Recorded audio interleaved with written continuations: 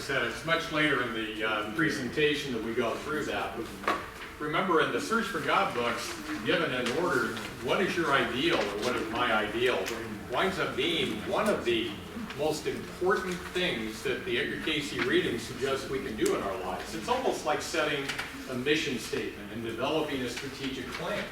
Because once you set the ideal, you will channel everything in order to be able to accomplish that. Now you can be a member of the mafia.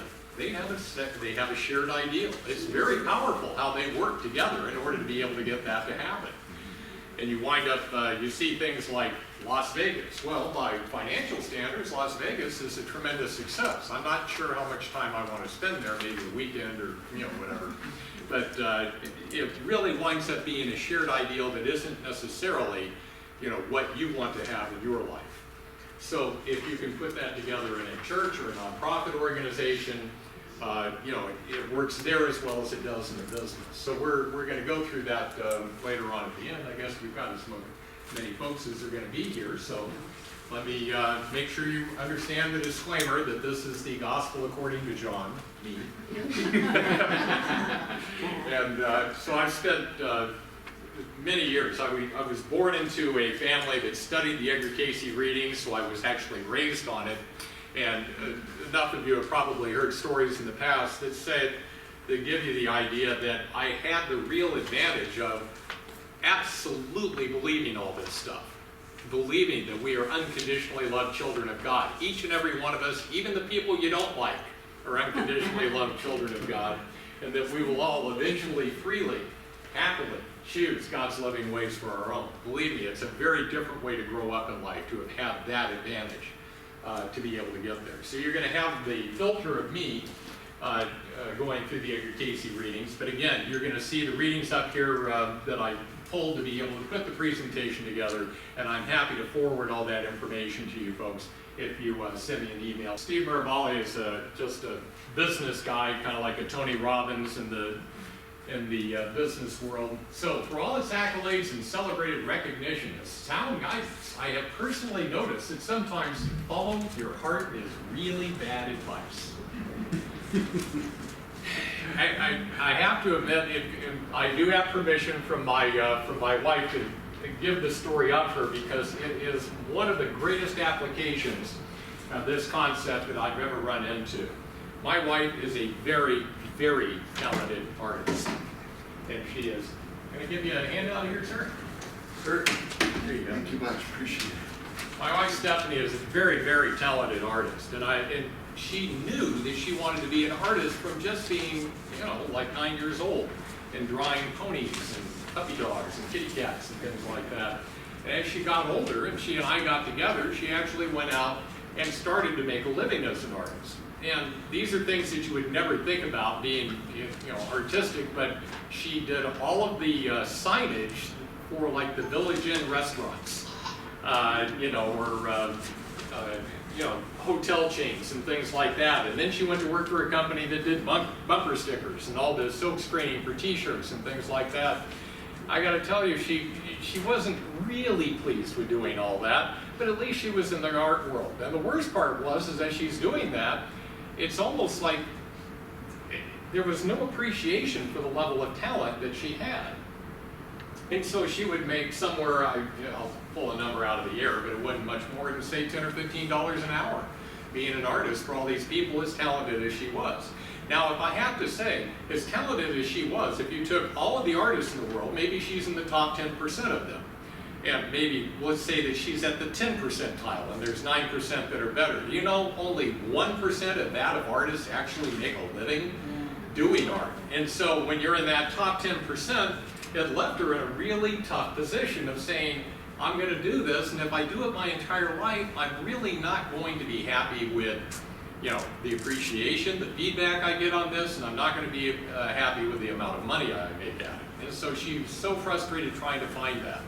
Well, I finally, after she did this, struggled with it for about 15 years, I told her, and I no longer play racquetball, I play pickleball because I got old.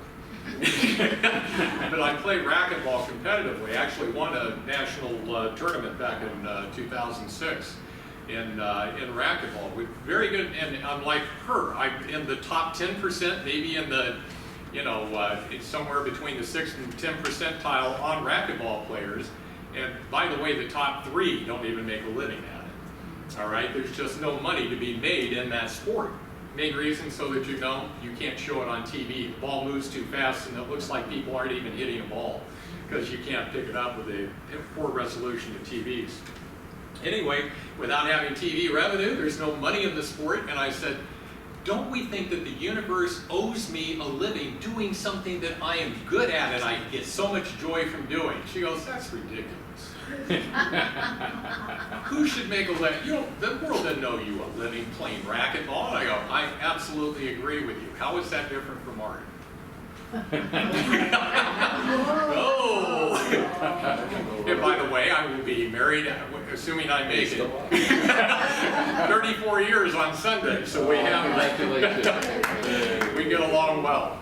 But I said, how is that different from art? She stops for a second. She didn't take immediate offense. She goes, what do you mean? I said, as good as I am at this sport and, all of that, the world doesn't need a racquetball player in terms of the wants and needs of the market, if you want to put it in a strictly business sense out there. It's just not necessary. And so what I had to do was to find things that brought me joy and filled a niche in the market of what people needed out there, and that's how you make things work. Get people to buy something that they want, not that they're going, oh, I have to buy this because you like it. That never works, and you know it doesn't. So I said I needed to find what I could do well, brought me joy anyway, even if it wasn't racquetball. And that was to be an entrepreneur. I did it my whole life. Probably had 7 different businesses that I started. So the whole idea was, I said, you need to find what it is that you do in life that brings you great joy and fills a niche. Well, what was funny was that this is when we were living in California and we were just moving out here. When she gets a job, or she starts looking at the paper, and the worst part is when you're an artist, you might as well have been a convicted felon. I mean that, because when people are like, you're going, art, oh my gosh, you're just going to run off to another art job as soon as you can get one, no matter what she went to. And she said, I can't, I've got all these years of experience. She was working with me a lot of the time. And I said, as talented as you are, your resume doesn't truly support who you are. So here's what happened. She said, you go to work anywhere that you would like to create a career, and watch what happens from there, because she's too bright to.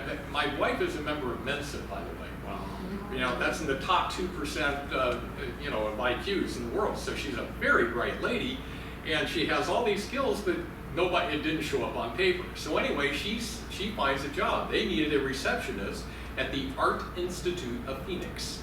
All right, so she's going to work as the receptionist in the lowly position of receptionist, but it's at an art college.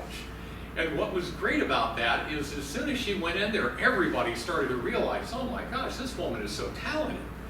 And they had a rule. It said you had to work there 6 months before you could be promoted to another position. Well, the next position she was promoted to was the assistant of the president of the school, because it had already been identified who she was. So she becomes that. She realizes that, okay, I'm stopped here. Even though I'm good at all these administrative tasks, I'm stopped here because the only thing I could be from that is the president, and he's not leaving.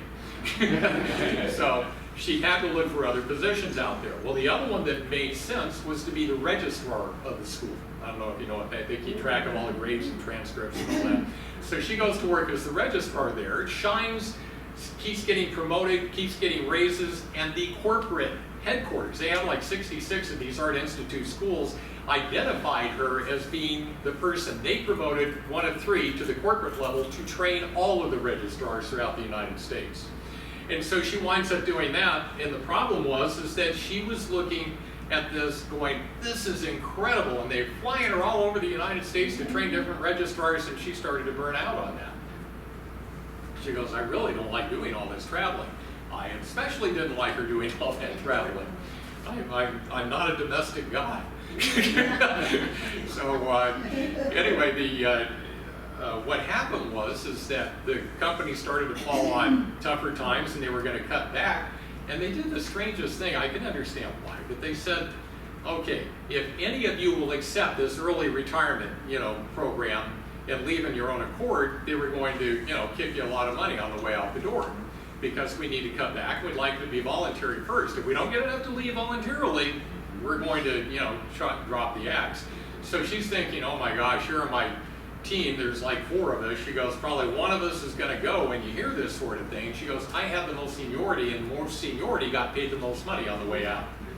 All right, she goes, she's talking to me about it. She goes, do you mind if I go ahead and take the package, and then, she'd go out and get another job someplace.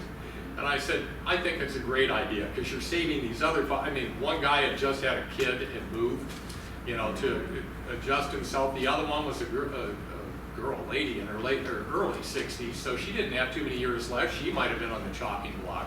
You see what the problems were the other one. She said, I can afford this, we'll be fine. And so she went ahead and took the package. And she goes, okay, now the problem is I'm going to go out there and I'm going to get another job and I'm going to be traveling and it's going to be all these things I don't like. And I said, what you need to do is to start thinking more positively right away, setting that intention, that ideal, that goal. And so what did she do? She goes out, she takes 3 or 4 months off first.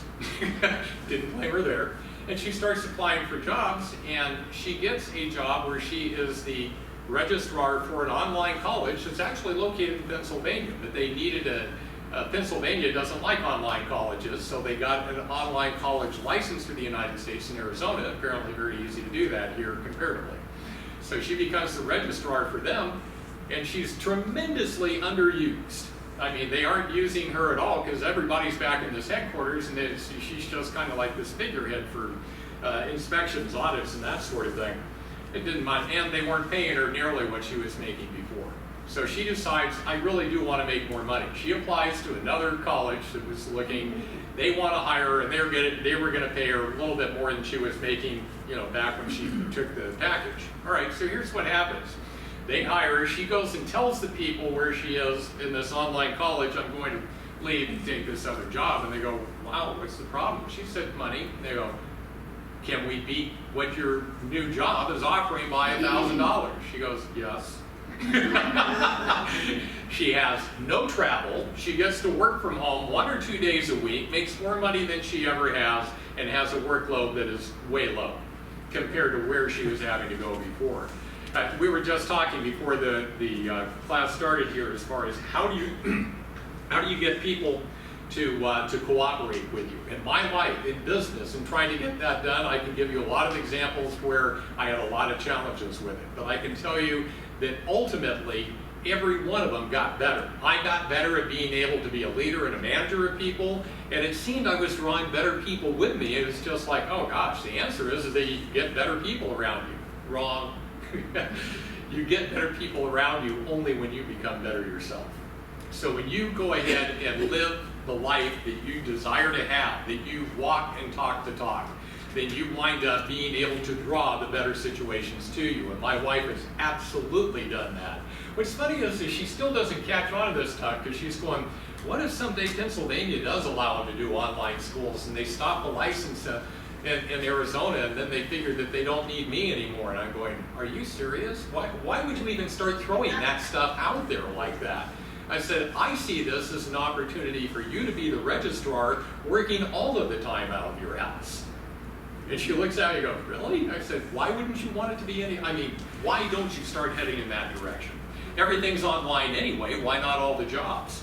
So that's where it was going for her. And it's, we'll find out if it heads there right now, but it doesn't get any better than how it has worked out for her. Once she decided the world doesn't owe me a living doing exactly what it is that I enjoy, I need to find out how my greatest joy, my greatest skills meet the needs of the market out there. So when you follow your heart, it's bad advice and you're only going to make $10 or $15 an hour no matter how talented an artist you are. All right, you see the handout that I gave you right there has a blank side of this ideals chart. So this actually came from the Edgar Cayce Readings as far as how to be able to put this together. We're going to fill it in later on, but this is really developing kind of a mission statement and strategic plan for yourself, starting with the spiritual ideal and saying, how does that spiritual ideal manifest in the spirit, in the mental, in the outside ring, in the physical?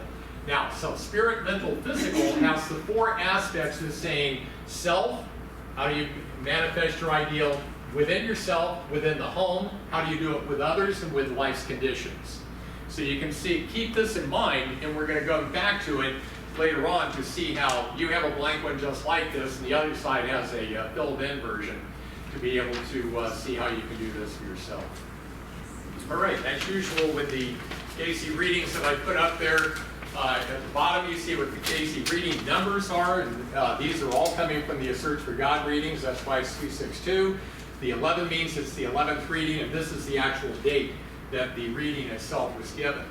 When you see any of this stuff up here, if you see it underlined as I have and bolded like that, that is my emphasis. However, if you see all capital letters like oneness and gives on there, that was the emphasis that came from Edgar Cayce himself during the reading. All right, so in preparing a lesson upon that of having an ideal, as may be seen from the proper consideration of the lessons that have gone before, there must of necessity be oneness of purpose in a cooperative manner, which gives then a group one ideal. Now, there are examples of, and you've heard me talk about this before, as far as the difference between having cooperation and then true cooperation out there, and then you have a negotiation. You've heard me use the example before of prohibition. And what you wind up whenever you wind up having bootleggers and Baptists wanting the same thing, something's wrong. All right? But they're shooting for the same goal, that's it. So the Baptists wanted to go in, legislate morality. The bootleggers said that's a great idea, so it cuts out the competition. And the politicians are going, I get votes and I get money. What's wrong with this picture, right? Everybody is just so in favor of being able to do that. So you can wind up having a group with one ideal and purpose, and then you can say, how else does that, talking about politics there, but what about religion? No, we wind up having churches that tend to have one ideal and say, everybody gets saved if you do this, or everybody gets to go to heaven or nirvana or whatever it is, if you follow these particular rules over here. So there are all sorts of levels, and I'm not saying one is good or bad or better than another. It's just that you set a group and it has one ideal, and when it does that successfully, and it's meeting that niche in the market, guess what? It tends to succeed and continue on into the future. So here's where you're going back to the Baptist bootleggers and politicians. You wanted to have the control, that's Carrie Nation if you never saw a picture of her before. Anyone know the guy in the middle? Al Capone. Yeah, he's just like any other man, supplying and demand. And of course, good old Uncle Sam, all the politicians over there, definitely were in a compromise with each other. It's almost like, we're strange bedfellows trying to accomplish this one goal, and in fact they did. It was the least successful amendment that ever happened to our Constitution. It didn't even last 15 years before it was voted out. And it was even voted out by these people. They came back and said, are you kidding me? We were trying to keep people from being drunks and, doing that to the families, but all we did was create him. And they realized it, and that was one of the main reasons why they repealed the Prohibition Act. That's kind of an offensive one, but it does make a point. When you wind up saying that you can look at this, and one of those two images has probably insulted most of the people of the world. When you take a look at it and say, okay, this winds up being a hate crime if you do it with a crayon, but other people are saying, it's art if you do that with the Holy Bible. I'm going, I don't know how you decide. It's what, like they say about pornography, I can't define it, but I know it when I see it, sort of thing. When you're looking at that, you're saying, why do we react to that picture? It's because what do we think of those two things is actually holy to us? Okay, and the important part of this, when I look at, I'll tell you where I come from now with that, upbringing in the Edgar Cayce readings. When I see either one of those things side by side right there, I just start to shake my head and say, what a limited perspective either one of those things is. Because it creates an us and a them in both cases. It says there isn't this all-inclusive, that we are all unconditionally loved children of God. There is going to be all the people that are on this side, or this side, or this side, or this side, and everyone else who is against us that doesn't agree with that. Anytime we look at things from that perspective, not that we are not wise as serpents, harmless as doves, saying that we don't recognize that there's danger out there and that there are things to protect ourselves and others from. We do need to keep that perspective, but as long as we never lose sight of the fact that we are all on the same team ultimately and call to that in other people, I think that's like drawing the best out in others, works in every aspect of our lives. So one of the greatest things that I ever heard, and it wasn't in the Cayce readings, but I think it came from Hugh Lynn, his oldest son, Hugh Lynn Cayce, said people who are equally informed rarely disagree. So if we all had the same background, we all had the same education, the same experiences, we would all come to the same conclusions. Well, what if you come back and you say, this is pitiful? And it doesn't matter which of those images you're looking at, that's pitiful. We need to be able to see these things as we're all one and figure out how to find our points of agreement instead of where we do not get along and what we can fight and have a war over. So the perspective that we come to when an ideal is set in the highest spiritual realm, you recognize that this will not happen anymore, creating an us and them. Oh, there's a few of these cartoons, one after another here. But you can say, especially in politics, politicians, I believe, literally start with the best of intentions. I am going to go out there and make a difference. I am going to make sure that I take care of the underdog. And I'm not going to try to do that by, making people do things. I'll be such a charismatic leader that they'll want to do it the right way. And the next thing you know, it starts to go down a different road. Now, it was interesting to me when I started looking up some statistics. Did you know that almost every on the federal level, almost every congressman and senator, if they were not a millionaire before they got into office, is afterward? Yes. How do they do that? When they go to Congress, do they learn how to be these tremendous investors? Is that what's going on? No, I don't think so. And another one, when you talk about insider information, this is one that really surprised me. If you were to take all of the best investors, like the people on up there on Wall Street, and they do all these mutual funds, and they seem to know the best picks to have and all that. Did you know that if you average all of the federal elected officials in Congress, that they average a 6% higher return on their investments than even the best people on Wall Street? Wow. How does that happen? I'm sorry.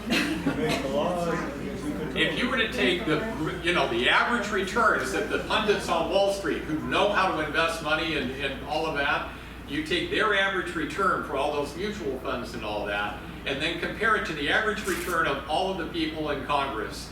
The people in Congress wind up with a 6% annual higher return on their investments than everybody that does this for a living.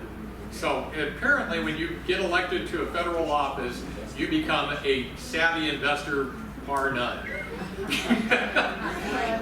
Now, I don't know how that happens, but it is exactly how you wind up with a situation like that, where you go in with the best of intentions, you're going, I start to feel like I can't get anything done. Well, I guess what I'm going to do is make sure I take care of myself, and try to get reelected, and then maybe I can help other people. But it just, boy, you go down that slippery slope, and the next thing you know, you're not going anywhere that you thought you were when you first got into the whole thing. So I really disagree with thinking that politics is a good plan when it comes to how we wind up making a better world out there by legislating morality. All right, another reading here, 262-14. The question is the faith of man in Buddha or Muhammad equal in the effect on his soul to the faith in Jesus Christ? So here they are asking, if you're a Buddhist or Muslim, how does that compare to being a Christian? Is really the bottom line of this. And so when I put in these brackets right here, Buddha and Muhammad, is just for clarification. That wasn't actually in the reading. Hence, as we find each, Buddha and Muhammad, in their respective spheres, are but stepping stones to that may awaken in the individual the knowledge of the Son in their lives.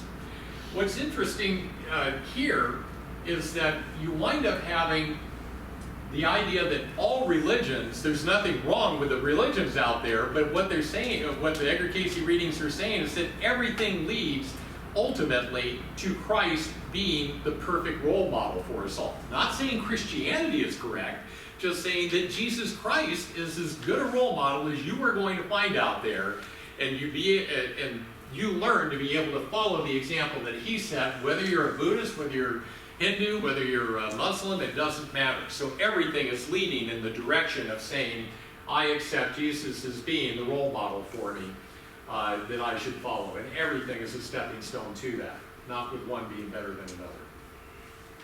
So this is a Billy Graham quote, give me 5 minutes with a person's checkbook and I will tell you where their heart is. You think not? I mean, let's face it, if you go, well, okay, it could be, it could be a credit card statement now, I don't know, I work the same way, but where are we spending our money is really telling as far as what are the priorities, where is our treasure and where does our heart lie when you go through that out there. One of the things that happens, and this is such an important point, you've all heard the statement, what would Jesus what would Jesus do? It is very important to understand, God doesn't even expect us to live up to the level of moral standards and making the perfect decisions that Jesus did. It's very much important to understand, what would Jesus have me do? I mean, you've probably heard me say before, if they were to go ahead and arrest me and beat me, put a crown of thorns on, make me drag the cross up to Calvary, crucify me on it, my reaction is not going to be, Father, forgive them, for they know not what they do. I'm not there. I'm not going to be able to do that. And it is, however, what Jesus did. We are only asked to do what we are capable of. What would Jesus have me do? It says, take John Schroeder, exactly where he is right now, and let's go ahead and get the best out of him. Have him draw the best out of himself at that point to be able to have a reaction. Now, I would probably do well to not be using cuss words and saying things about their mother during the whole time. And if I can avoid doing that, then that's as good as it gets for me at that point. And it's not a problem to be able to go out there and do something that is not perfect, but it's better than what you have done in the past. This incremental improvement eventually gets you to where you're wanting to go.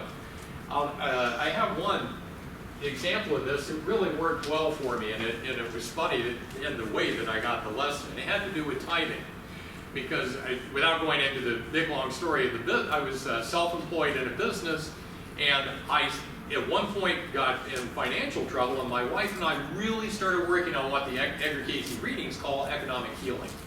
A lot of other people say prosperity and those kinds of words as far as I need prosperity in my life. If you want to have economic healing, Cayce gave the same thing 100 years before. And there were all these suggestions in terms of affirmations. You ever hear of Catherine Ponder? She's so good at those. Catherine Ponder is one of the pundits on prosperity thinking, and one of my favorites actually, even though she is a very traditional Christian.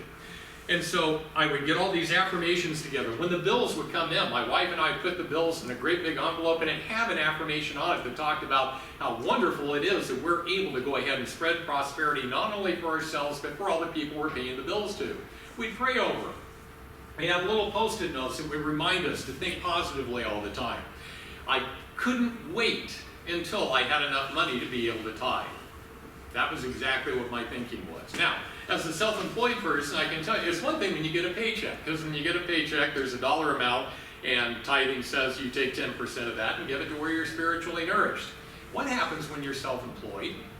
You have an income statement, and it's a negative number down at the bottom. I'm going, God, you owe me a check.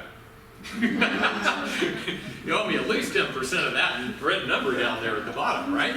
So when you're self-employed, and that was one of the downsides for me, is that there I was having this income statement that says I didn't make any money, so what money do I wind up tithing on?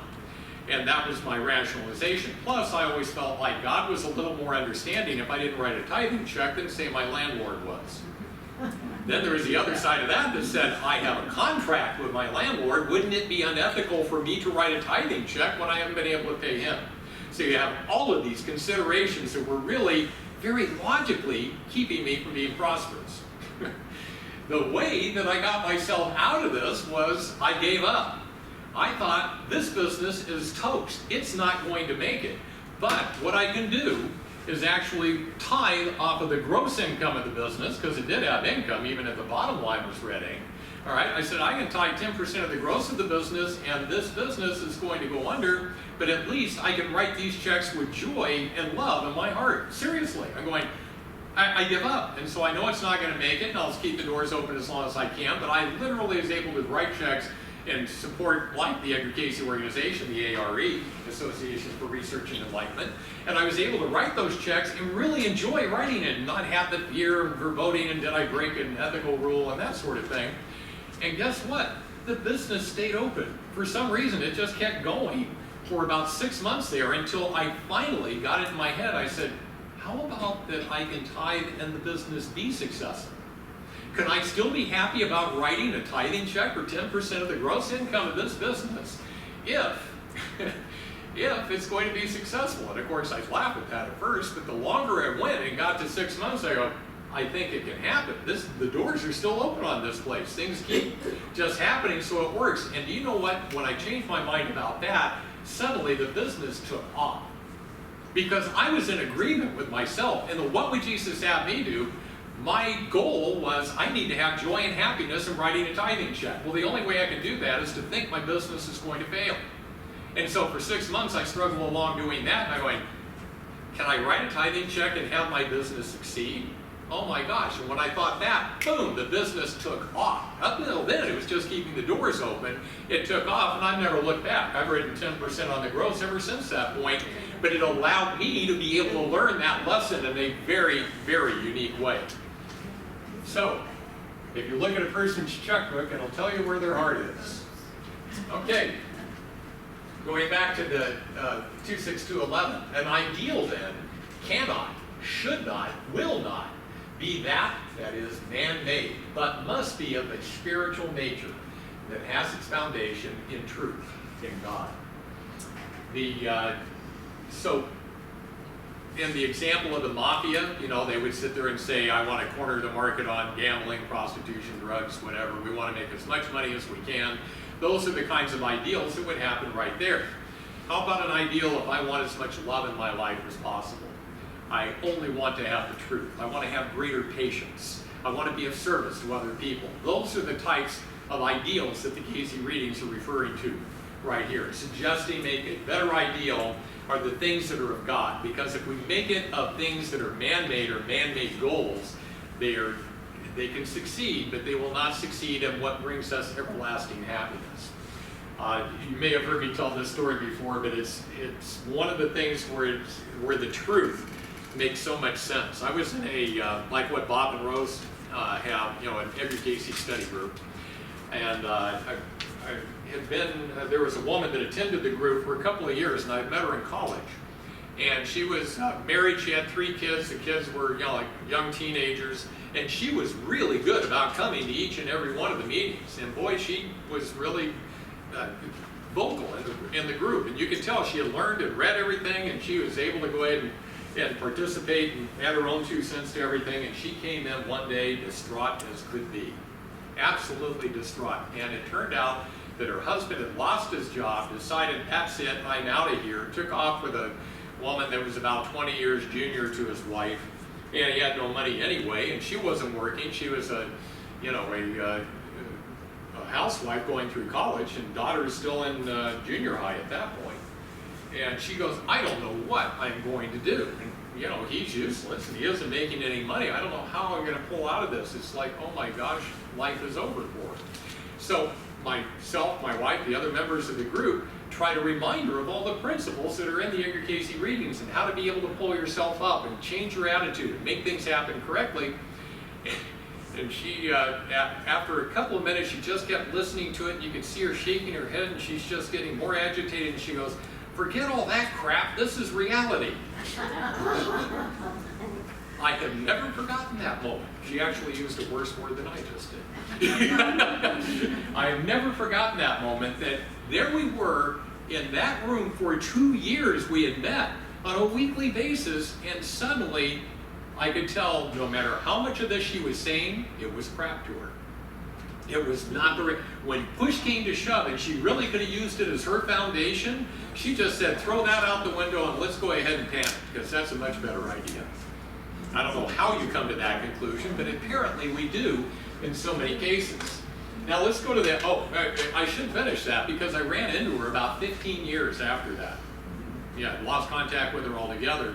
And it turned out she had continued on with school, managed to get a master's degree, had a good job with the county. I went over, she had this beautiful condo, beautifully decorated, and she says, yeah, I've got my retirement all taken care of, and you know, my daughters are all grown and everything's fine with them. And I said, and you know, how about, you know, is there a man in your life? Or how's your love life? And she goes, oh, she goes, every time I run into a guy, they're always after my money. I don't think that was true. But her worry, her fear, her greatest fear was what had happened before where this guy just left her high and dry and she was never going to trust another man to be able to open up and have that beautiful, loving relationship that we all can have. She wasn't about to open herself up to that and leave herself open to having a man take that money from her again that she worked so hard to get. So, if you will gain the world but lose your soul, you know, you have to look at it from that perspective. The poor lady, I don't think ever did get that one back together again. Then there's the other extreme of this. I remember hearing Warren Buffett. You know who he is? Like, you know, the good friends with Bill Gates and a wealthy billionaire on his own right, Goldman Sachs and all that. I heard him interviewed one time, and he's one of these guys that isn't leaving all of his money to his kids. You know, he's passing them along to nonprofits, even of his own making.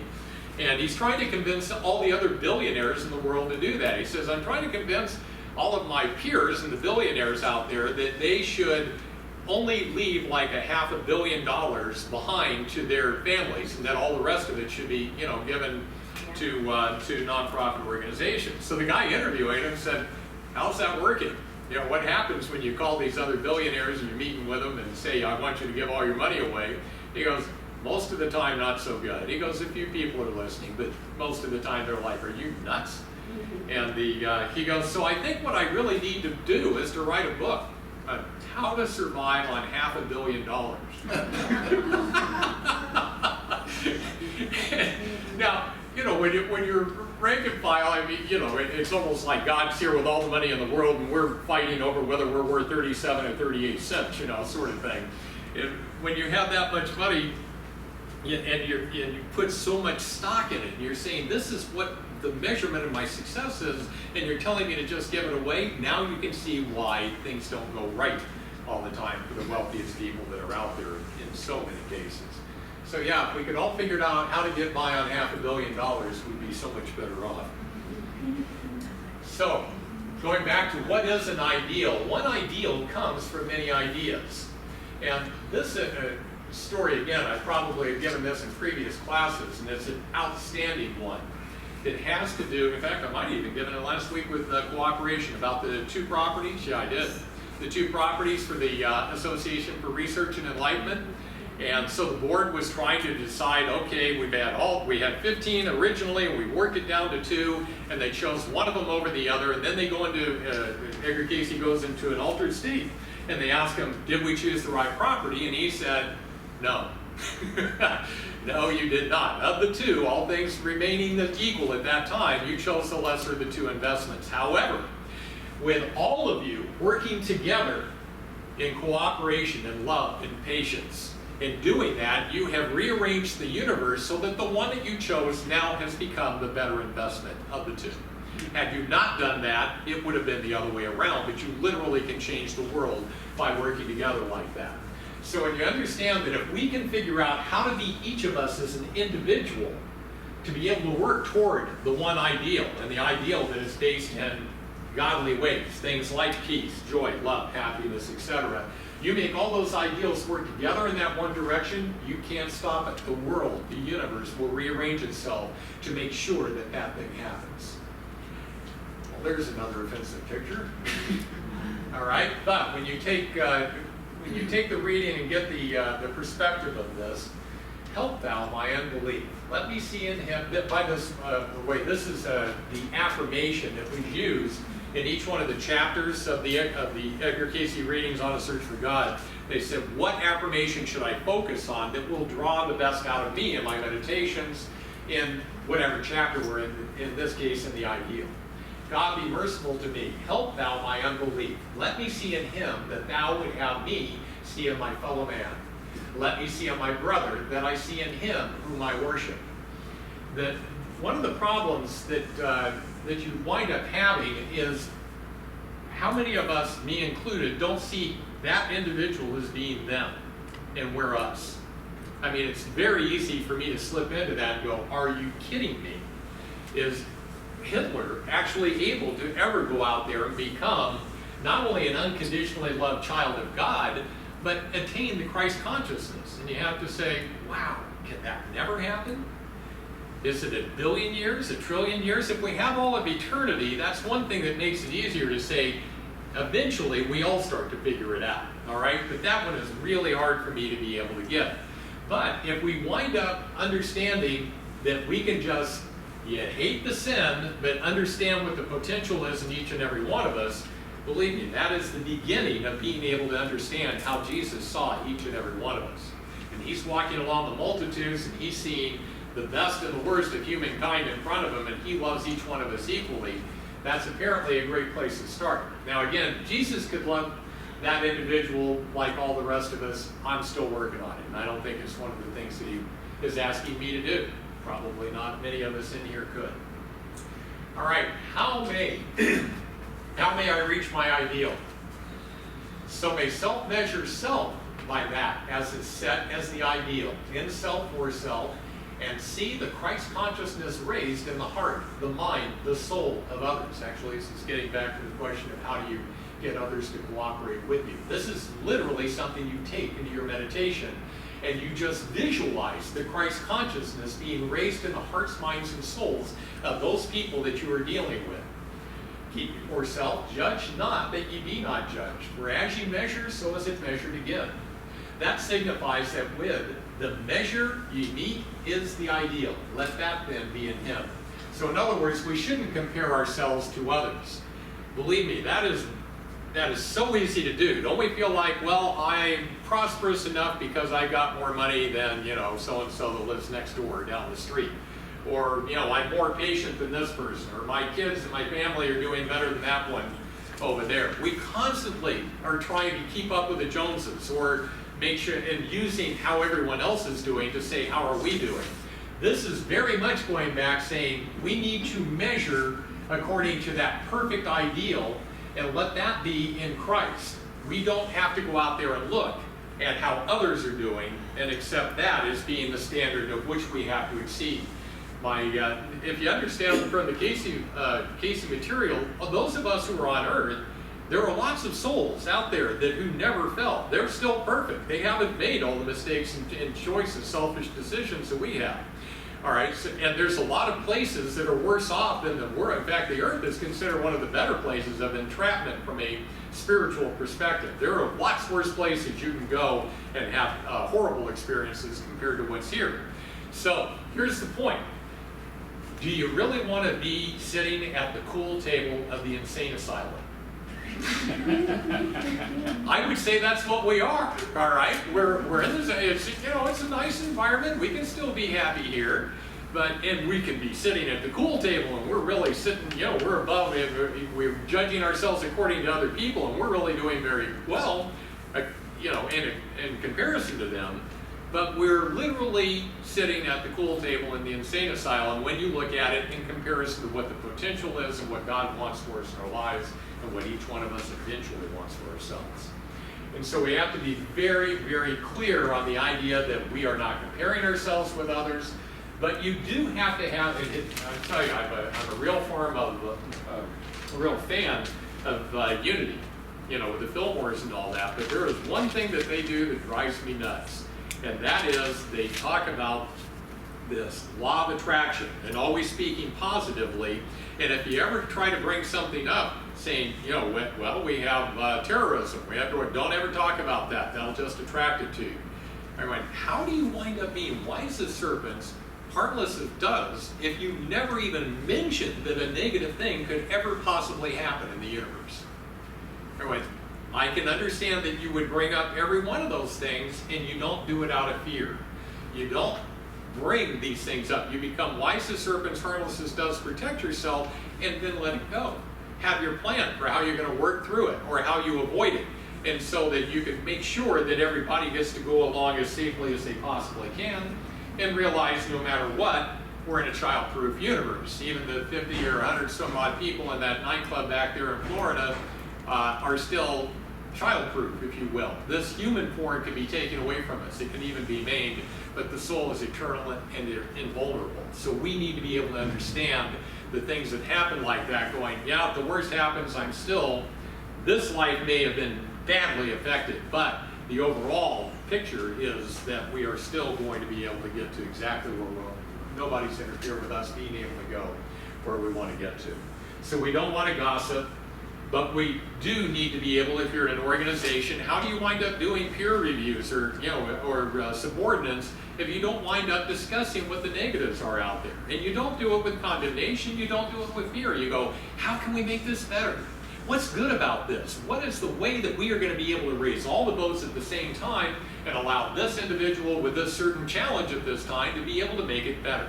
I mean, I have no problem with thinking positively, but to never speak in the negative, I think is a real downside if we're not careful with that. Now remember, they're talking about writing the Search for God books in this case, and they're going, if we're writing this thing about the ideal, should we be writing this in the first second as far as it's me, second person is you, or third person in the royal we and all that? Should the lesson be written? It said, first person, I am the way, I am the truth, I am the light.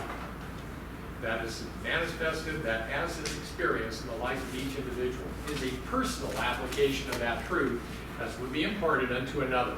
Hint should be in the first person. This is really, so much of that, if you see the televangelists out there and they're saying, you shouldn't do this, you shouldn't do that, thou shalt not this, thou shalt not that. And then and let me tell you what you now have to do, you now have to bring money to me so that I can make all this happen for you. Well, there's an idea. Wait, it doesn't mean that doesn't appeal to some people, and it can be short-lived. I mean, what was that guy's name? Jim Baker? Yeah, and I mean, there's probably 5 or 6 names you can come up with off the top of your head. People that got to a very successful level in terms of a ministry by saying, oh my gosh, look at all this horrible stuff, and then send me a lot of money, and we together will work, through me as in my spiritual leadership, and the next thing you know, they're in jail or something, or in the backseat of a car with a prostitute. So, it is definitely a challenge to be able to figure out how to do this and recognize that it isn't just in us and them. It's even worse than that. We tend to think of it it's God and us. When can we start thinking about it as it's being God and I live and move and have my very being within God? I am not sitting outside of God. I am living, moving, having my very being within the entire personage or consciousness of God. Once you start understanding that you are that true part of God and not just something that He created a little thing of clay and threw it over there and go, how you doing over there? You are living, moving, having your very being within God's consciousness, to me means we're all one. And it doesn't matter whether we believe it or not. All right? It's still the truth out there. And once we start to see things in that way, then we truly can achieve true love and happiness in our lives. Joseph Campbell, where you stumble, there lies your treasure. The very cave you were afraid to enter turns out to be the source of what you were looking for. The damn thing in the cave that was so dreaded has become the center. Now, one of the things that I think I've given in these talks before is pain a bad thing in the body? Now, nobody wants to be in pain, but if your body didn't have pain, and we know there are people that are born without a pain response, don't they have a lot of problems? Like, especially if leprosy or other immune deficiencies that you can't tell when you've hurt yourself, and the next thing you know, you've got gangrene on your foot. because you don't have any pain receptors to know that it's there, that it needs to be cared for. So what is the top thing that pain does for you? It says, I am drawing attention to something that needs to be healed. Now, if you were to go ahead and take things like fear and guilt and shame and recognize that those are to the mental body as physical pain is to the physical body, you can see the challenges that we have in life a whole lot differently than we have. So that you wind up saying, as what he's saying right here, your treasure lies in that thing that you're the most afraid of. Because the very things that are holding us back are those things that we hold fear, guilt, and shame. Goodness. The very things that we have fear, guilt, and shame about are where we are holding ourselves back, that we kind of cower back in the cave. All right, and it keeps us from being able to go out there and grow and expand and be able to serve others. So the very idea is that whatever is in that cave, whatever we are afraid of or guilty of or feeling shame over, are the things that we need to go in and heal. And it's one thing to sit there and stand back and go, I just need to stay away from that thing. It's just too frightening. It's too awful. But if you step into it, you go, I need to go ahead and heal from this. It's just like healing the gangrene. It's no longer threatening your body, and it's a whole part of your body again, and you can move forward much more easily without having all the downsides to that. So this is a very, I mean, that's a secular guy, Joseph Campbell, as far as what he was putting out there, but the concept is very spiritual and how to be able to accomplish that. To some, prayer means much. To others, an awakening must be through their five senses. All are equally dear in the eyes of the Maker. Be patient, endure all things. One of the things, and I haven't done it for quite a while, but I spent a couple of decades actually going online and seeking out people of different religions and often atheists when it came to trying to discuss spiritual concepts. Yeah, atheists are out there trying to find Christians so they can beat them up. All right, I say Christians, I mean theists. All right, so people that believe in God. Atheists want to go in there and just beat you senseless with their logic and show you how silly you are. And I'm being a little sarcastic here, but that was exactly what I ran into over and over again. And they're going, you have absolutely no proof that God exists. And I said, I disagree. I have absolute proof that God exists. And they go, okay, show me. I said, every time I meditate, I make a connection with the divine within, and I am absolutely reassured that God is there, and we live and move and have our very being with it. And I feel like I make a connection with that. And he goes, I have meditated, I've never made that connection. Yeah. I read something in the Bible just the other day that... What's that? I said I read something in the Bible the other day that really just blew my mind. Well, it had the how can you not believe in me? Are you ready for this? Go ahead. I can't depict it every little word that it said, but it was like, how can you not say that I'm not the one? Could you take away everything I did? Didn't have anything left. So if you can do that, then you are better than me. But if you can't, I put everything here. So Yeah, it was you just, take it all it's away. not word for word, but it was just, I'm telling you, it just shook me when I read it. Well, the interesting thing is here we are using logic and experiment and so on. I said, I do the experiment, if you will, of meditating, and I feel like I make a connection with the divine. I said, I know many, many people who express the same feeling. Well, I've done it, and I don't make a connection. Therefore, it's an invalid experiment. I said, okay. I remember being in a physics class back in college, and we were actually testing gravity. And it was funny to go into that classroom, and you had these little teams, say there were like 10 different teams made up, and they had these different size ball bearings that kind of went on it wasn't a slip and slide, it was just a guide that would make the ball bearing go down and the lip go up at the end, and then it would land on a piece of graph paper. And you would just do that with different size ball bearings, like different weight, to see how did gravity affect, where did it land on the graph paper as it went.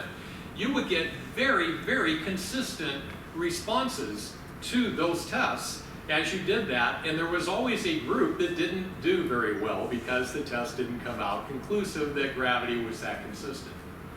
I said, now, if that happens over and over again, does that prove that gravity doesn't exist?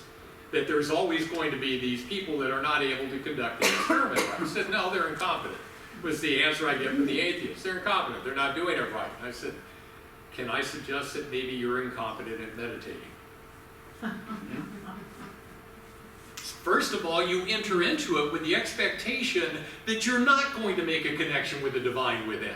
Well, congratulations, you succeeded. And they're looking at me like, no, it has to be the same for everybody. And I said, if you don't understand what I'm saying, doing the physics, example of what I had in the class, and a few people weren't able to make that happen, because did you know that that was about 10% of the people in the class, and that about 10% of the population as a whole is considered to be atheists? Not agnostics, but actual atheists that don't believe God exists. I'm not sure or not. And so when you go ahead and you do that, and they're going, I really don't like that you just used experiments and logic and everything that I am trying to beat you up with, and coming back and saying, can you see the other side? I'm not trying to beat you up with it. I'm trying to give you a perspective from where you're coming from in order to be able to do that. No, it goes over poorly. Never convinced anybody to be able to do that, or believe in God in that way. One of the things that's interesting in the Cayce Readings is a formula, if you will. It says God equals, in fact it's down here at the bottom, God equals love equals law, and put God on the end just to make sure you understand this endless loop right here. Now what does that mean? And this is where I tell atheists that they believe in God. And they're going, I do not. He said, yes you do. He said, you believe in the law of gravity, you believe in the law of inertia, physics, chemistry, music, you believe in the consistency, universal laws of all those things. They go, yes. I said, if God created those, I said, all you're doing is substituting law for God. A rose by any other name. Does it smell sweet? I said, if God created all those laws, then in fact you believe it. So here's the difference. He is God to each and every one of us, but He is our parent if we seek His loving ways for our own. We actually have this personal contact, because I'm sure even in this room there would be an example of somebody who had a child who decided to go their own way, and they don't feel that family connection. And I've definitely known that in my life, that I've seen other families out there in which there's just the child that says, forget you, they're gone, and they don't seem to ever connect again with the family. Well, isn't that kind of where we all are, is that God creates all of the souls out there, and some of them, like the prodigal son, have gone their own way. The nice thing is that God's a much better parent than we are, and has figured out how to be able to make sure that all of the prodigal children will eventually return, especially since we have eternity to be able to do so. And as the Cayce Readings say, you don't think this is inevitable? How long can you resist the unconditional love of your Father? How long can we resist the unconditional love of God?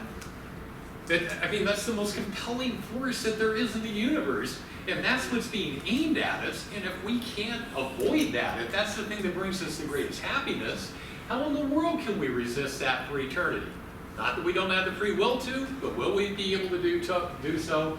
Cayce says not. He says we have the right and the will to be able to do that, but he says it has not happened. This is the Edgar Cayce reading itself in a different format. I pulled it off of the website there. Be sure that there is the ideal and work toward that ideal.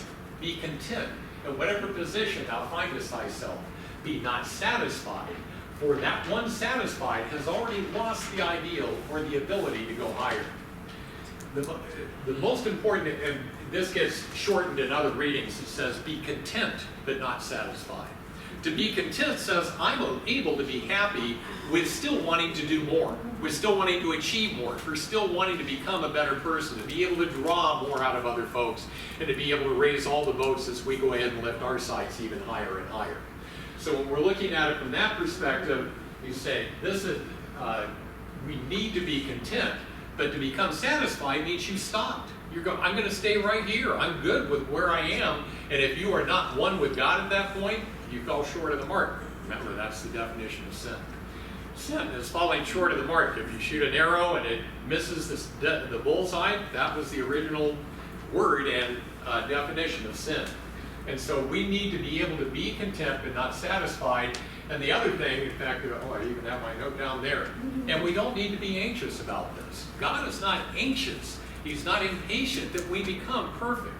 He just wants it to be like layers of an onion, line upon line, precept upon precept, here a little, there a little, literally out of the readings is the way that that's described. And saying that we just gain it incrementally, because it took us a long time to go down that slippery slope, and it takes even a longer time to be able to come back up. At least it seems that way. But to continue that forward motion and to set that high ideal to go after is how you accomplish that. I'll do this one and then we'll take a break. Beautiful truths without personal application by the one presenting them is indeed casting pearls to swine, and will turn again to its own wallet. You know, is there any problem with throwing pearls before swine? I say no. You're not really accomplishing much. You're really wasting something that's quite valuable out there that could, be used to much greater purpose and service elsewhere. And that's why I don't really have a problem when I was going online and trying to talk to the atheists who didn't seem to appreciate me or my perspective. But it really, I think that it does plant seeds. And it plants seeds is, if I'm being a little more dry-witted or sarcastic here with this group, because I assume you're all sitting here because you at least believe in God. But over there, I would always try to be open, loving, not casting aspersions, not telling them how silly they are. And because that was what so much of the conversations were about online. Boy, I'll tell you, when people are anonymous, they're nasty. I mean, what people say to each other online and the way that they'll go after another person because they don't have to face them face to face or yet even know who each other are other than the handle that they use online, it's just an amazing thing to me. So when you wind up seeing this, it's one thing to know the truth, it's another one if you do not actually live it yourself, all right? Because you have to have that personal application. One of the things especially when I started doing these talks, because I've really only been speaking publicly for a couple of years now, and I would watch so many other people giving spiritual talks and presentations, and you know what would drive me crazy is they would get up here and they'd have these bullet points. In fact, this happened to me in the ARE. I went into what they called an inquirers meeting here in Arizona, and I first started getting involved in the ARE out here, and they go, here's all the bullet points of what will change in your life and all the things that you will gain by becoming, part of the ARE and getting involved in the Edgar Cayce organization out here. They had a PowerPoint that was probably 20 slides long, and by the time they got to the end of it, I was informed. I was also bored to tears. I'm not kidding. I'm going, you just took something that's absolutely beautiful and really can make a difference in my life, and you bullet pointed it out there and you gave me all that theory, and I have absolutely no motivation to do anything with this organization whatsoever. How about you give me an application? What have you seen me do? Every time you see one of these up here, I'm going to tell you a story. It's one thing to give you the bullet points, it's another one to say, here's what it is that we're talking about, and here's how it can happen in your life. You ever hear of Fab detergent? Mm-hmm. Okay. You know that actually was one of the first things that started what's termed as marketing. Anybody know what that stands for? Feature, advantage, benefit. Seriously, it says, I'm going to identify the feature, I'm going to tell you the advantage of that feature, and here's the benefit to you in your personal life. Fab detergent was named after a marketing concept that was developed back there when it first came along in the 30s or 40s, whenever that was. So you wind up saying, I'm going to tell you, here's the bullet points, and here's how you come out ahead on the bullet points, and here's how it makes a difference in your life. And I really think that that's the best way to be able to present this kind of information. So when I get people hitting me with nothing but bullet points going, did you get all that? Because that's the way it is up there. I don't know what that means. I got bullet points down. I don't know what that looks like when I manifest unconditional love in my life. So the actual application of it, reinforced in the reading here, says the beautiful truths are nothing if you don't actually apply it in body, mind, and spirit. And that's going to be another one of the things when we come back from the break and we start working on the ideal chart. So take a few minutes and we'll get going again. Get back into the mode again. If you have the chart, we have the blank side right here. What I'm going to do in being able to work this out is to concentrate on a handwritten one that's on the other side of what you have as well. See, if you can't read it up here on the overhead projector, you'll be able to pick it up from the chart itself. So understand, these are like reading quotes right here from this particular individual, 5091, and it was really one of the, this did not come out of the what is my ideal set of readings that came together for a search for God. This was literally for this individual who said, how do I apply it? You keep telling us to apply, you know, here's the theory, how do I apply all this into my life? And said, all of a sudden Cayce gives this. You did have to ask him in many cases, as far as to get information out of him. If you ask if you didn't ask the question correctly or with the right intent, sometimes he wouldn't answer at all. He'd say that information cannot be given. I'll give you an example. There was one time a person asked him the question, what lies beyond this solar system? Because, you know, we're entrapped in this right now. And so what happens to a soul after we go beyond this solar system? And the Cayce Readings came back and said, you're just asking out of curiosity. You don't intend to do anything with the information. We're not going to answer that. Wow.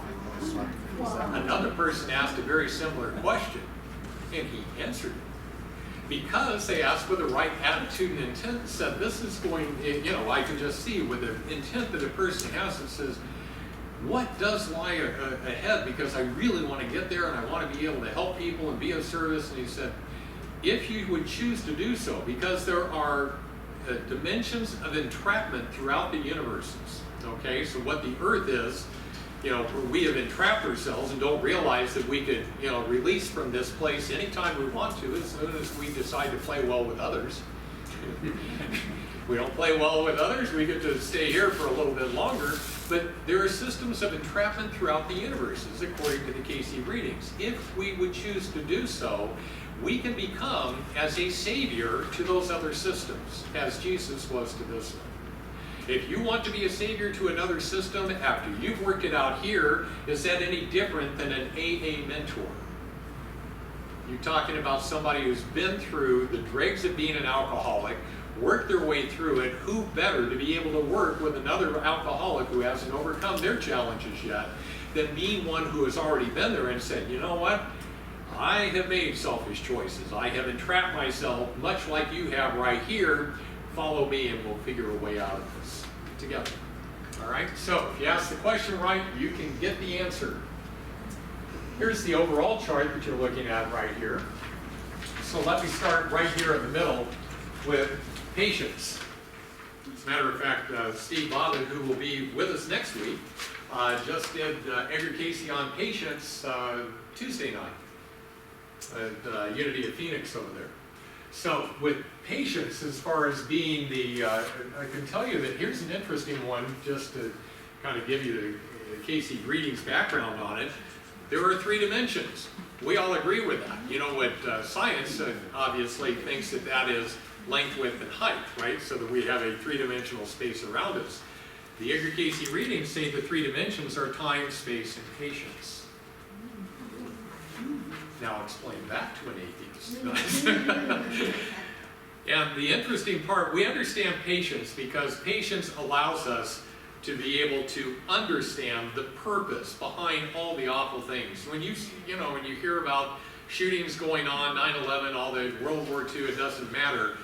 Patience allows you to understand the purpose behind all the ugly things as we see them that are occurring, and recognizing that ultimately all things work to good for those who love God. And so patience being the best measurement of our soul's development in the earth plane and that dimension. Here's the other one, time and space.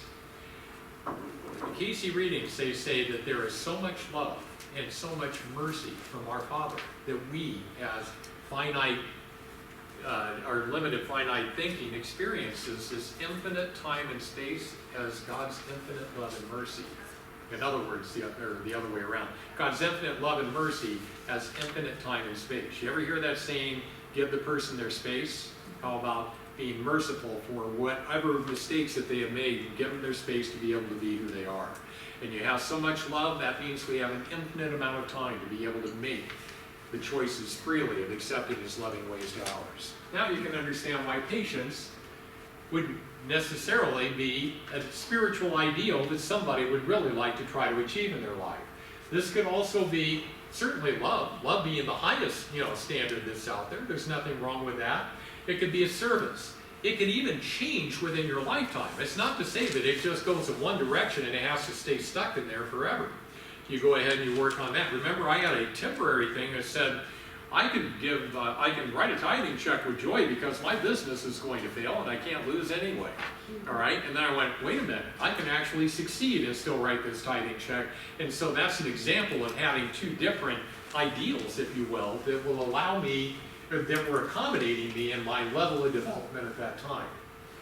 So let's go to, here we have patience as the spiritual ideal. Now we're going to take the self right here, the self section, and we're going to look at patience is in the perfect spiritual. What does that look like in the mental? First thing we need to do is to remember that we are children of God. If you forget that and you feel like God has given up on me, or I've given up on me, I mean, it works both ways, right? God never gives up on us, but we also have to recognize who we are in the great scheme of things. So if we have patience with ourselves, that even when we screw up, that we remember that we are still a child of God, and all we have to do is go forth and sin no more. I mean, at any moment, we could all become Christ. From this second to this second, I could be Jesus Christ standing right here if I only made loving choices with every opportunity from that point on. Whoops, I'm already messed up. I'm sure there's something going on in my subconscious that I fell short on, but what the heck, let's keep trying.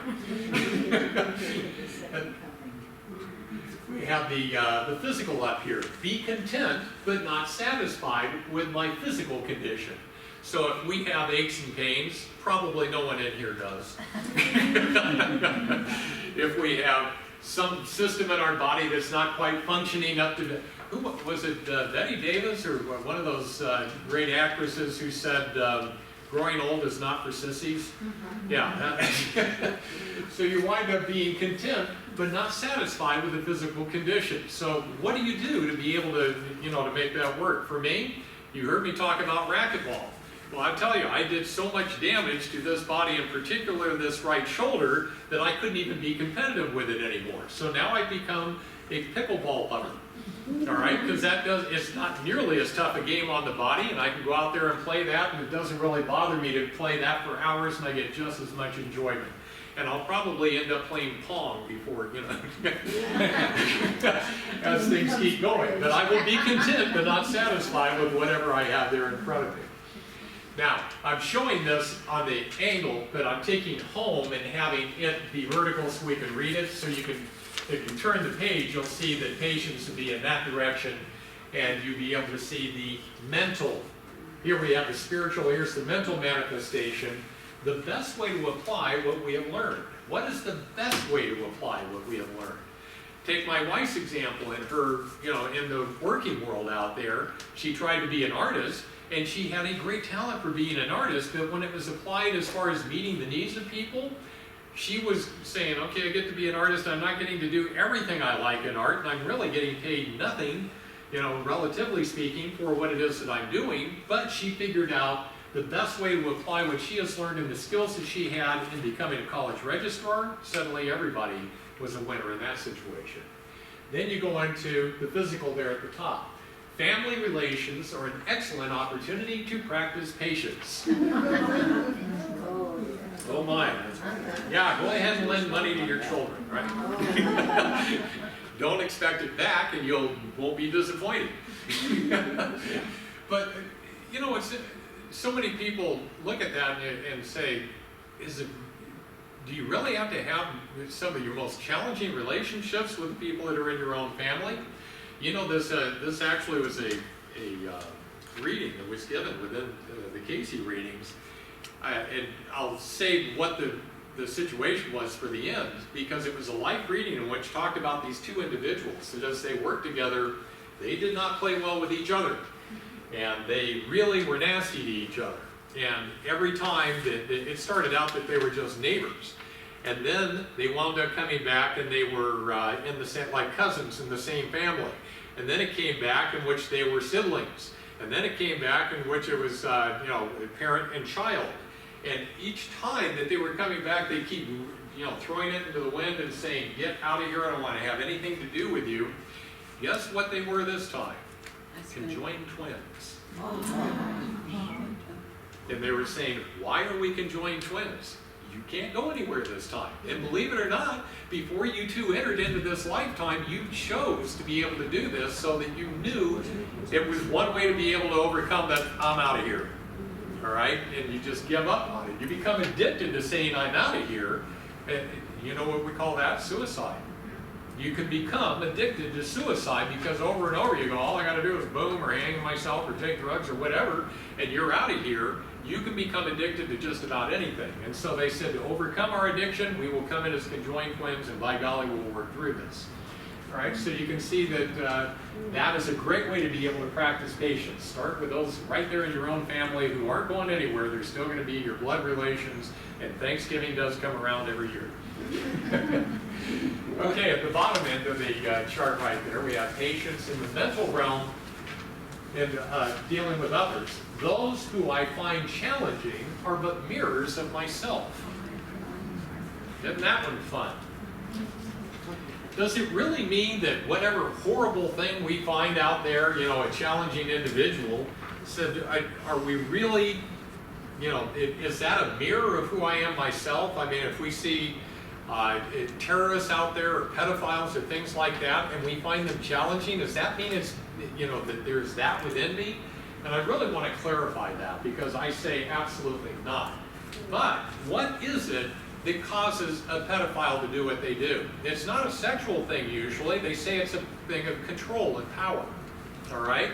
Now, each of us to our own level will wind up having our own. If you go out there and you are unable to reconcile where that person's coming from, maybe it's a good thing to come back and say, do I really need to have things controlled in just a certain way, or am I feeling like I'm not empowered or not able to express myself well enough? It can be that light a level. It doesn't mean you have to be, the god-awful far end of the extreme of the whole part, all of it. But the mirror that I'm getting agitated over, that I see in other people out there, I really need to look within myself to see what corresponds to that. And then finally, the physical. Everyone is doing the best they can considering their personal circumstances. Do we believe that? Cayce Readings say it's true. That we are all actually doing the best that we possibly can at every given moment. But remember, your experience and my experience, each one of us is a unique individual. If we're equally informed and all of our backgrounds were the same, we'd rarely disagree. That came from Hugh Lynn, remember his son. Oldest son. People equally informed rarely disagree because we've all got the same set of information to operate from. But if we're operating on different sets of information, how can we go out there and say that somebody isn't trying as hard as they possibly can? We just don't know what things they've got going on in their mind that are causing them to make decisions. I remember I was in a Psych 101 class back in my first years in college, and I was definitely a trying experience for that professor. Because I love that. He would go into philosophy and he'd say, well, Plato discussed the vacuum state. And he goes, does anyone know what the vacuum state is? And I go, Michigan, I've been there.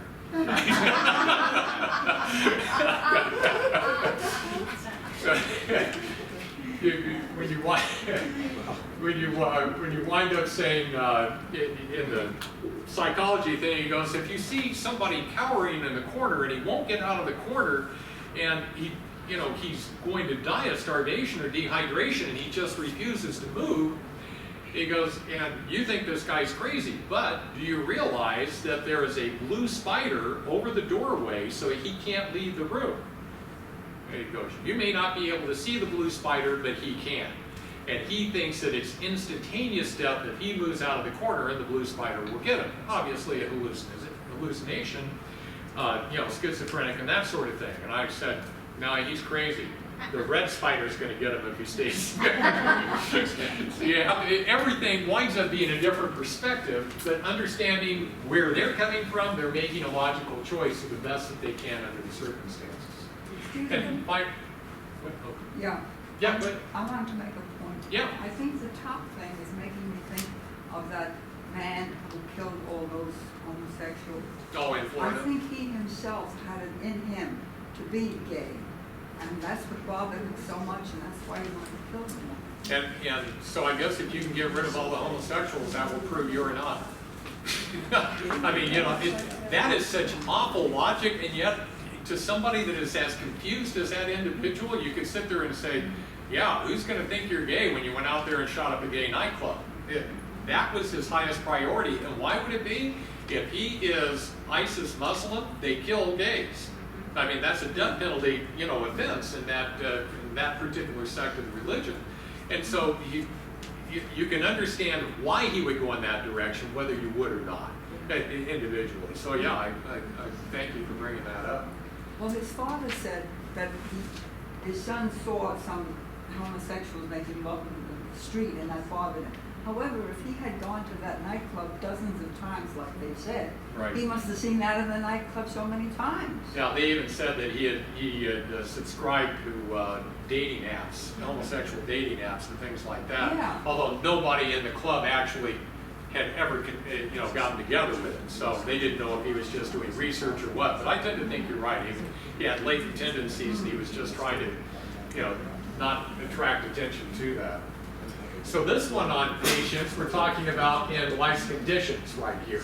So how do you manifest perfect patience, that patience that's within God's mind on the mental level? Find the lesson in whatever challenge I face. Find the lesson in whatever challenge I face. Are we actually having awful things happen to us? Are we having problems? Or are these simply opportunities to be able to get better? All right, and on the physical side, we have recognize that conditions unfold for our greatest spiritual growth. Conditions unfold for our greatest spiritual growth. The point here is, and this is one of the things about reincarnation that comes up in the Cayce Readings. We have all of this karma that's coming to us. I mean, we've made an awful lot of choices back there that we need to reap what we've sown. But the way Cayce describes it is that all of this tide of karma is held back, and it's just allowed to come through in the order or in the amounts that's for our greatest spiritual growth, that we would be able to capture or learn the lesson out of each one of these things. And we are never given more than we can bear. Do we have more than we can bear due to us? Heck yeah. I mean, we've definitely made a lot of poor choices in the past that we haven't been able to receive all at once. And so we're in this place of time and where everything's separated by time and space, as the joke is, so everything doesn't happen to us at once. So we have time and space separating it out. We only get that which is for our best spiritual growth, find the next steps in the path, and that we recognize that that's exactly what's going on so that we don't feel overwhelmed. We accept it and say, I can handle this, or I wouldn't be receiving it. And this is my greatest opportunity to figure out how to overcome that thing I'm afraid of in the cave. Yeah. John, what is the limits to the patience, though? I'm sure even Christ got to a point where he was indulging people and had probably anger with it. I mean, where does the patience stop if we could achieve that? Cayce Readings have a statement that says to be angry but sin not. And this is, and I'm going to take that to a different level here in a second. To be angry but sin not says, will you get angry when somebody starts to really try your patience? And the answer is yes. But do you need to condemn them? Do you need to go out there and try to have retribution or vengeance or anything like that? It says you can be angry, but don't go out there and start doing the things that are going to start creating a karmic chain of negative events for you in the future. Now I'm going to bring up the situation in which Jesus overturned the money changer table. Everybody goes right to there and they're going, there he is, and boy, you see the greatest story ever told. He's out there with that whip, and he's just getting out. He's not whipping people, but he's overturning the tables and making one heck of a mess. And I want to give you a different perspective on that. What if you are Jesus, and you walk up to the temple, and you see this real blasphemy occurring with all these money changer tables in the outer courtyards of the temple. You're going, what are you doing? Now, did he get angry, or is he looking at it going, there is a real opportunity for instruction here to let you know that this is not the best, best place to operate this kind of a business at this time, especially with the attitude of what you're doing. Now, should I go over and talk to the money changers and go, this really isn't a good idea? So are you kidding me? Everyone comes here. It's a great location. Here we are. This is it. I should be right here. It's a perfect place to do business. Not going to get through to them if you just have this side casual conversation. So, well, what if I go in there and I really give them what for and said, you know what, you're really doing a terrible thing here. It's blasphemy. Okay, now that you've yelled at them, they're going, somebody get him out of here. They're not going to listen to that either. So if he keeps stepping it up and he goes, how do I get a hold of these people? How do I get their attention so they don't just ignore me? How about I do that to their table? I got their attention now, don't I? All right, now it isn't with a vindictive attitude, it's a how do I actually get them to stop for just a moment and pay attention to me. You ever hear of Tony Robbins? Yeah. You ever hear a story where he's got a woman who's just all upset and he's drinking some water and he just kind of shoves his hand like that and the water splashes out on her? And she's like, whoa, what happened? He goes, oh, I'm sorry, didn't mean, and all of a sudden she's normal again. And then she goes back into her story and she starts to get really upset and he does it again. And she goes, what's going on here? And he's going, do you realize that when I jar you out of that state, you stop being upset for a moment and you just start to look at things from a wider perspective. And me just splashing that little bit of water on you right there is trying to reset your state so that you get out of this endless loop of being so upset. I really think that all Jesus was doing is says, I'm going to find out where you live. Your cave, if you will, for the money changers is that table right there. And I'm going to peel the scab off right here, not because I'm vindictive, not because I'm vengeful, not because I'm angry, but because this is the best way I can see from my omniscient perspective with a Christ consciousness incarnate in one human being on the earth, that this is my best way to reach you. And I'm not mad at all. I'm not angry one bit at all. But if I have this whip and I'm making a scene like this, and I can just say, here we go. Let me give you one other example. Do you know that the Cayce Readings say that Jesus laughed and joked on his way to Mount Calvary? Yes. That's very hard to understand, especially after you've seen the greatest story ever told, and he's sitting there and they're whipping him and he's old. And you're going, oh my God, what a horrible thing. The Cayce Readings say he had been working for so long, for so many lifetimes, and his sole purpose was to come here and be the perfect role model for everybody, and he finally did it. He was minutes away from being able to accomplish that, and he said, you know the best part? He says his laughing and joking was actually getting to the Roman soldiers. They're going, how can he do that? It was actually getting through to them. They're going, what I have said, look, I can laugh and joke after everything you folks have done to me, and I'm doing that on the way to Mount Calvary, even though I know you're getting ready to crucify me up on this thing, and this is still my attitude. This works. Everything that I've said to you, every action that I've made, every person I've healed is absolutely the truth. Wow, I think I'd be happy too, knowing that I'm that close to the end. All right, so recognizing that even on our way to Mount Calvary, that we are getting our conditions for the greatest spiritual growth, not only for ourselves, but for everyone else that sees how well this works in our life. Because that's all Jesus ever said was, if this works for you, if you like what you see that I'm saying and how it works in my life, I invite you to pick up your cross and follow me. And it doesn't have to be a cross, it turns into a crown at that point.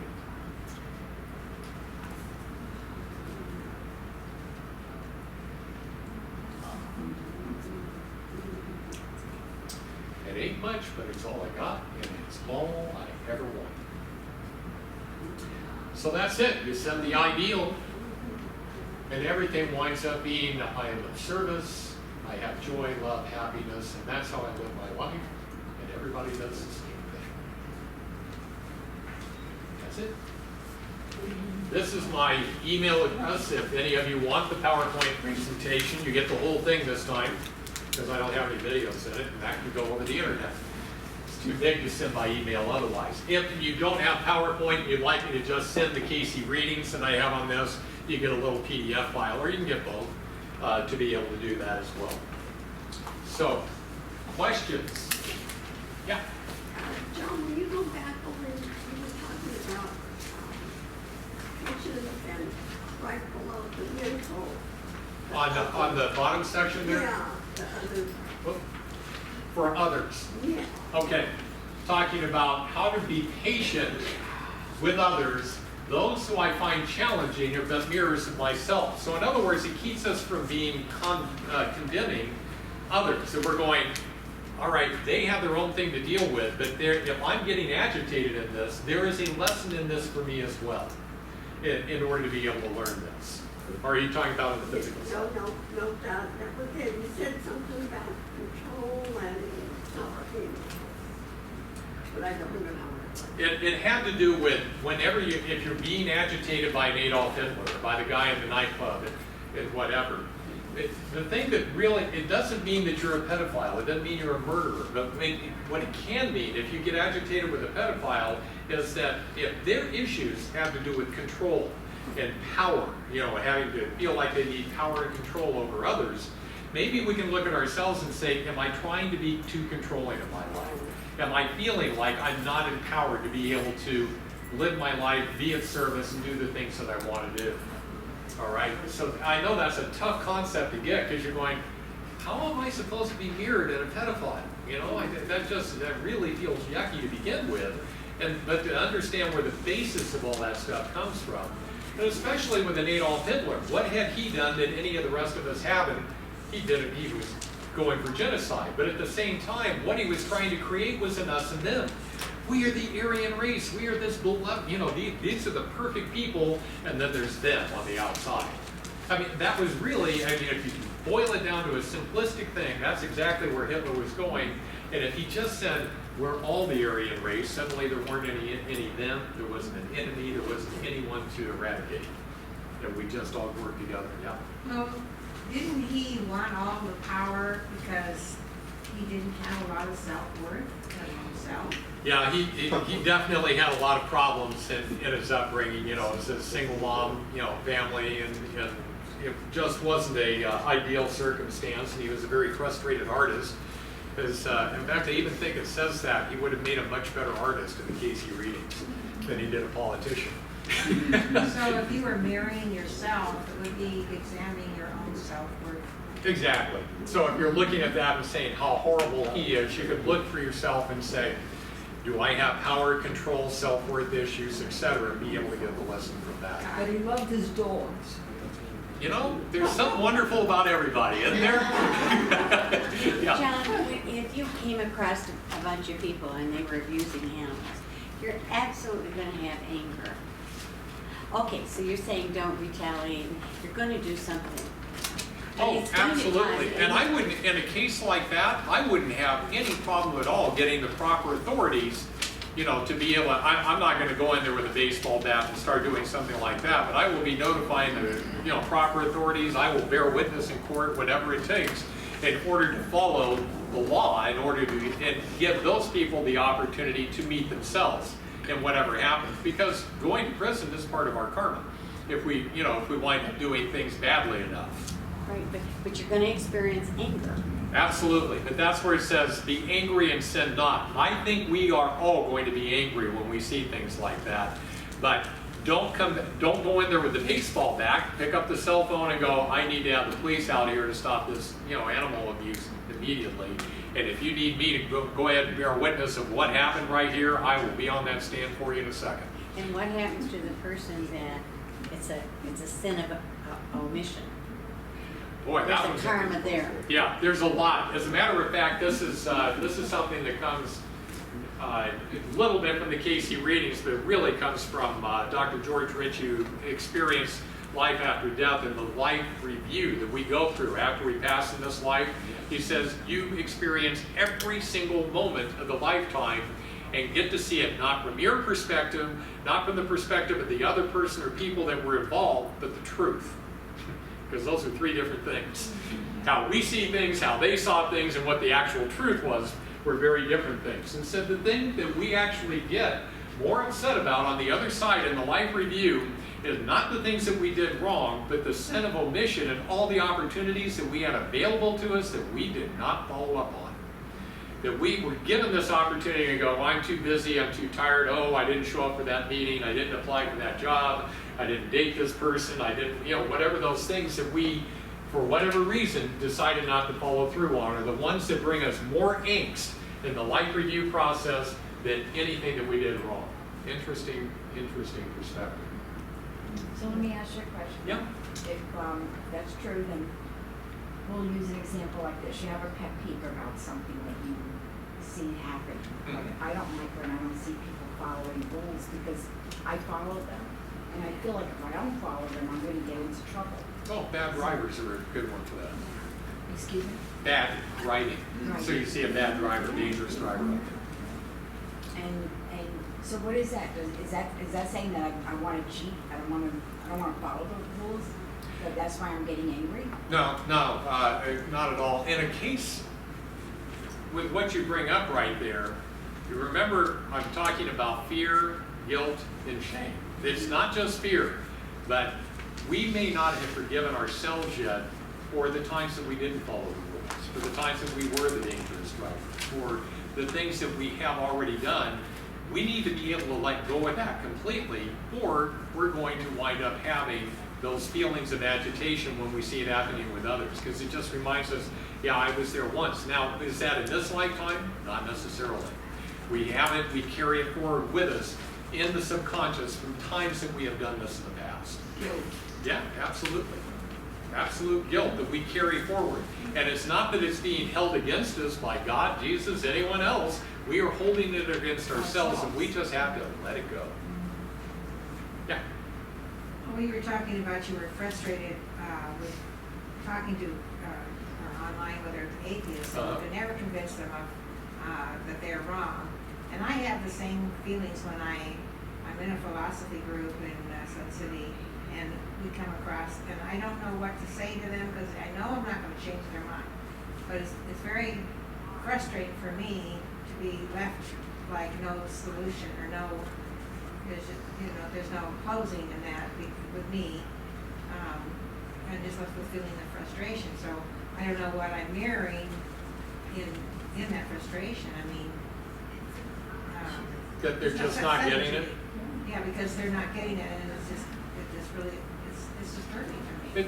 In looking at a situation where you're seeing that others are just missing something that is so vital or important, a concept to be able to make their lives so much easier, is real easy to understand that we ourselves are doing that. The fact that we're here on earth and we're not Jesus Christ indicates that we have our own areas of weakness, that we too have a blind spot. You ever done that eye chart thing where they have that one area where you look in the center and suddenly you go to that one spot and you can't see it, and it's just not there? Well, guess what? It's not only true of our eyesight, it's true of each and every one of us in our lifetimes and our life perspective, in which there are things that other people get that I personally would miss. Here's a good example. As a matter of fact, people that live across the street from us, Herb and Ann Purrier, who run the Logos Center.